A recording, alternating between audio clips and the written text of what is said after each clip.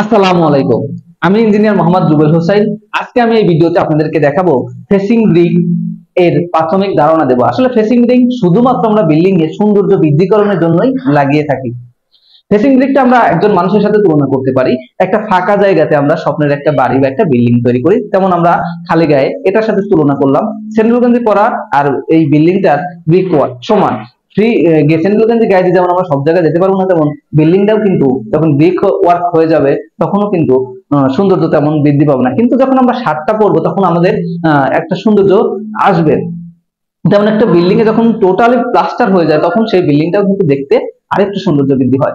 কিন্তু যখন আমরা কোট করবো তখন কিন্তু আমাদের আরো স্মার্ট, আরো সুন্দর লাগে। যেমন একটা বিল্ডিং এ যখন আমরা রং করবো তখন ওই বিল্ডিংটাও একটু স্মার্ট হয়ে যায়। কিন্তু ব্যতিক্রম যেটা হলো সেটা হলো আমরা যখন টাই করবো, কিন্তু টাইটা কিন্তু সবাই পরে না।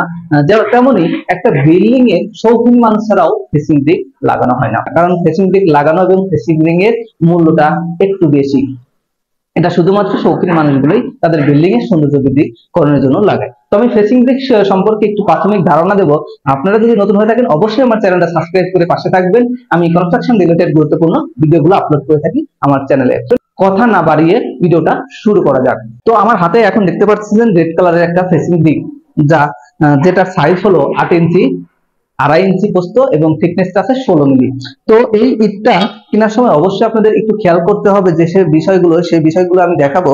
তো সবার আগে দেখবেন যে ইটের সাইজ যেটা ওনারা বলতেছে সেই সাইজটা অ্যাকুরেট আছে কিনা, এবং ইট গুলো দুইটা ইট একটু দেখবেন যে মাথামটা চেক দিবেন যে ইটটা কেমন আছে। দেখেন আমার হাতে যেটা আছে এটার মাথাম একদমই ঠিক নাই। একটু আপনারা খেয়াল করলে দেখতে পারবেন যে আমার অনেকটা ফাঁকা। আরেকটা বিষয় লক্ষ্য করবেন, সেটা হলো দুইটা ইট বা বেশ কিছু ইট আপনারা তখন দেখবেন যখন আপনারা তাদের কোম্পানিতে যাবেন যে ইট গুলো একই মাপে আছে কিনা।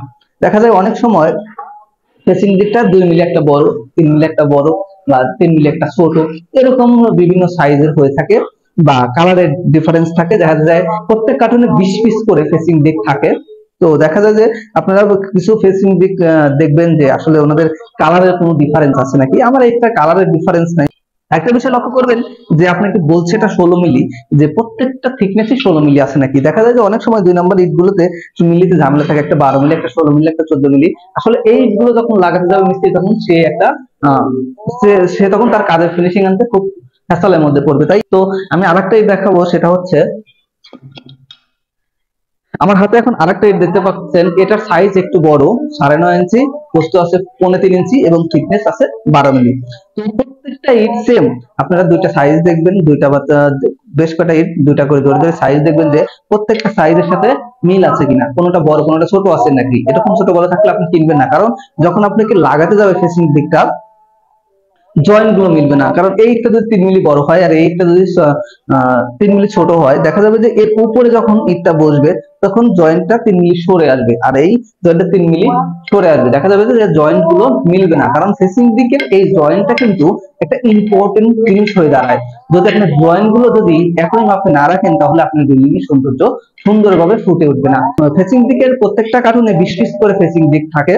তো আপনারা অবশ্যই এটা খেয়াল করবেন। আর আরেকটা বিষয় আপনাকে বলি, রেডিমেড ফেসিং ব্রিক কেনার চেয়ে যদি আপনি অর্ডার দিয়ে নিতে পারেন।